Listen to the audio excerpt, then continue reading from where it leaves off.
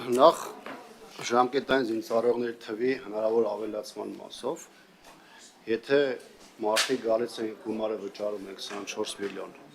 եւ գալիս են մեկ ամսվա ծառայության, պայմանականորեն այդ մարդկանց թիվը մեկ զորակոչի ընթացքում 200 է։ Դուք սա ֆիզիկական առումով, թվերի առումով երևում է, որ 200 հոգի պայմանական ավելացել է ծառայություն, բայց այդ մարդիկ գալիս են մեկ ամսով ծառայության։ Պաշտպանության նախարարի տեղակալը նստած է, հետագայում թող ինքն էլ այդ հարցին պատասխանի։ Մեկ ամսվա ընթացքում մարդուն զինվորական մասնագիտության առումով ինչպեսի մենք կրթություն ենք տալիս զինված ուժերում։ Արդյոք դուք համարում եք, որ մեկ ամսվա ծառայած մարդը, որը նաև դուք ստեղ նախատեսել եք, որ հետագայում պայստազորում ընդգրկվելու, ստանալա մասնագիտական մեծ կարողություններ, ստանալա հնարավորություն պարտադիր ժամկետային ծառայության ընթացքում իր խնդիրը մարտական կատարելու զինված ուժերի կազմում եւ հետագայում էլ վարժական հավաքներում կամ հնարավոր աստվածչանի մարտական գործողություններում գնա եւ մարտական խնդիր կատարի, օրինակ ռազմաճակատի մի հատվածում։ Սա առաջին հարցն էր, ուզում եք պատասխանեք Կոնստանտ։ Շնորհակալ եմ կարևոր հարցի համար, այս հարցը շատ է քննարկվել։ Սկզբից քննարկումների ժամանակ Պաշտպանության նախարարությունը դեմ էր մեկ ամսյա ծառայությանը, նշելով, որ կարող է խնդրահարույց լինել եւ չհասցնենք մարտական պատրաստության հասցնել, բայց գլխավոր շտաբի նաեւ եզրակացությամբ հնարավոր է ստանալ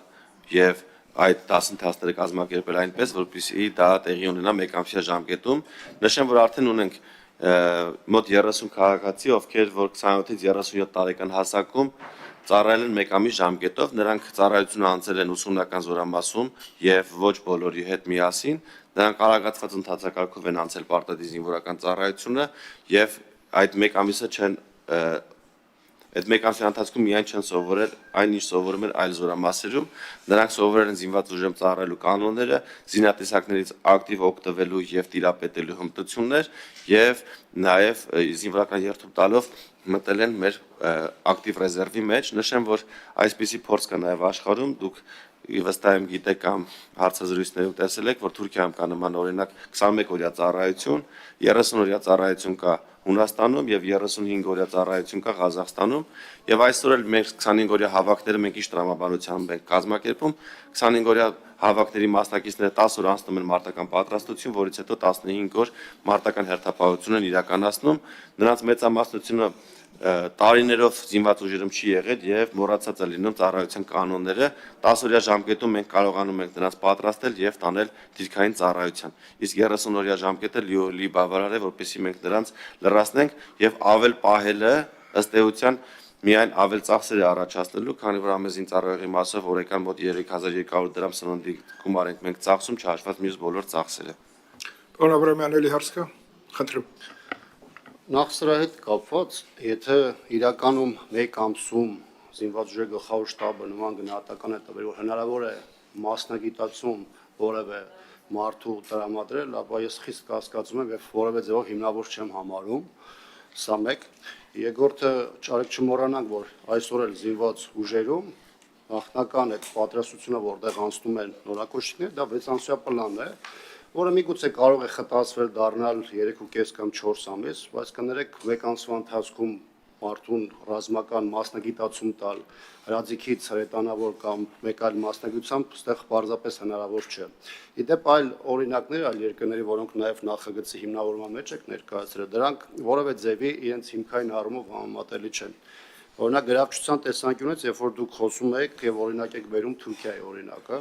Ես կարծում եմ, սա ակնհայտորեն որևէ ձևի չի կարող համեմատել լինել 70-80 միլիոնանոց Թուրքիան իր կառուցվածքով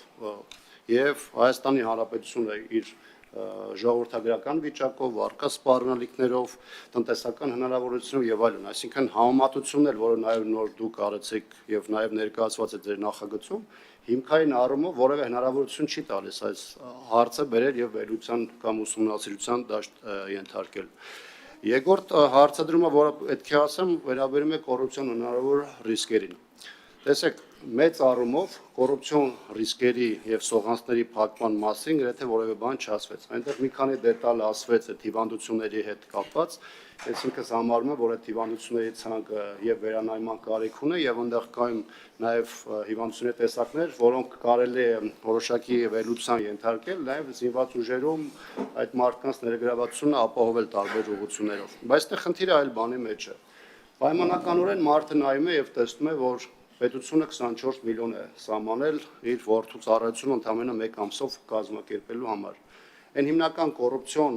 կառույցները կամ անձինք, որոնք գործում են, կամ սխեմաները, որոնք գործում են, առողջապահական համակարգը կլինի դա զինկոմիսարիատների համակարգը կամ մեկ այլ մասով։ Հիմա փաստացի մենք այնտեղ որևէ բան չենք փակում։ Դուք ասում եք, որ փաստացի կոռուպցիոն ռիսկերից խուսափելու համար մենք պետությունը օրինական թվեր է սահմանում, որի դեպքում մարդիկ չեն գնա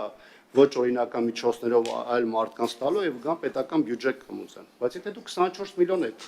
սահմանել եւ այդ սողանցները չեք փակել, կոռուպցիոն դրսեւորումների դեմ արդյունավետ մեխանիզմներ չեք սահմանել, մարդիկ եթե դուք 24 եք պետական բյուջեում սահմանում, մարդիկ այդ նույն թիվը 25 միլիոնով կանեն։ Այդ նույն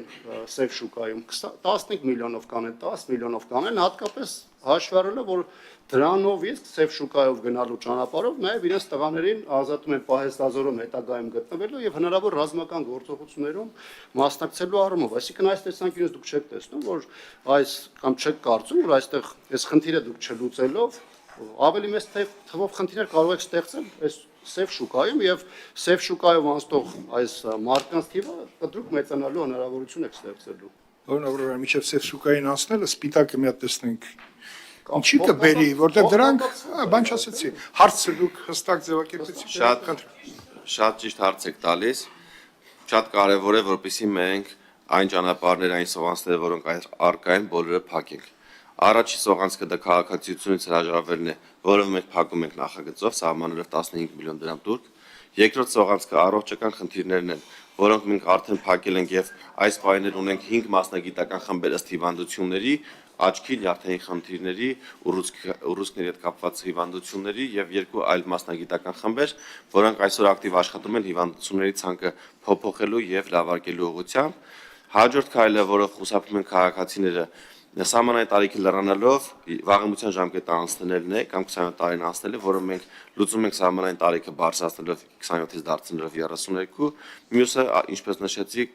փորձաքննությունից հրաժարվելն է, որը մենք քրեականացնում ենք։ Այս բոլոր կետերը գալիս են ասելու ձեր նշած սև շուկան փակելու եւ սև շուկայի հնարավորությունները նվազագույնի հասցնելու համար։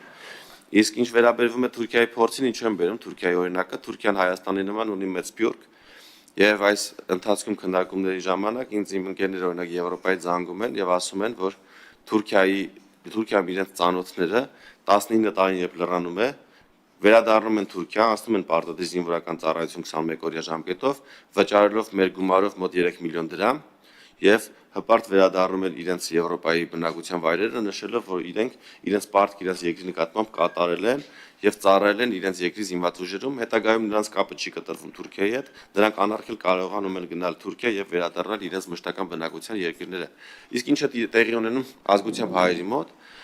մեր քաղաքացիները միջև 27 տարին լռանալը մոռանում են Հայաստանի Հանրապետության մասին։ Իսկ հաճախ տեսնում ենք, երբ 27-ը լռանում է, արդեն գայթակղություններ եւ Հայաստան վերադառնալու ցանկություններ չի լինում։ Ինչպես պարոն Քոչյանը նշեց, մենք երբ համաներում արեցինք եւ 27 տարին լռացած 5000-ից ավել քաղաքացիներ ունեինք, ընդամենը 1360 օգտվեցին։ Այսինքն մնացածի մոտ Հայաստան վերադառնալու ցանկություններ այլևս չկա, առանց որևէ գումար վճարելու։ Ինչի մասին է խոսակցությունը։ Մենք պետքա նայենք այս օրինակը այնպես անեն, որ մեր քաղաքացիները վերադառնան իրենց երկիր, վճարեն, մտնեն պահեստազոր, այդ գումարով մենք այլ զինծառայողներ ներգրավենք, իրանց կապն էլ Հայաստանի հետ չկտրվի, այլ չասեն, որ նրանց մեծամասնությունը կարող է նաև վերադառնալ Հայաստանի Հանրապետություն մշտական բնակության։ Մենք տեսնում ենք, որ նաև այսօրվա այս մարտական գործողությունները, որոնք տեղի են ունենում Իսրայելի եւ Իրանի միջև, տեսնում ենք, որ մարդկանց թվականակը մեծ դեր չի խաղում, հաշվի առնելով, որ Իրանի բնակչությունը մոտ 90 միլիոն է, իսկ Իսրայելի բնակչությունը 9 միլիոն։ Այսինքն նրանց բնակչության մեջ 10 անգամ տարբերություն կա,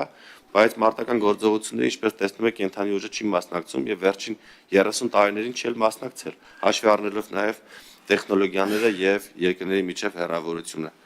Այսինքն միայն մենք ասենք, որ բոլորին պետք է անպայման տանենք 2 տարվա պարտադիր զինվորական ծառայության, որ բոլորը ավտոմատ կրակել սովորեն, մենք դա պիտի ինքնանպատակ չլինի։ Եթե մենք դրա արդյունքում ունենում ենք ամեն տարի 1500 փախնող, ամեն տարի 2000 քաղաքացիությունից հրաժարվող, ամեն տարի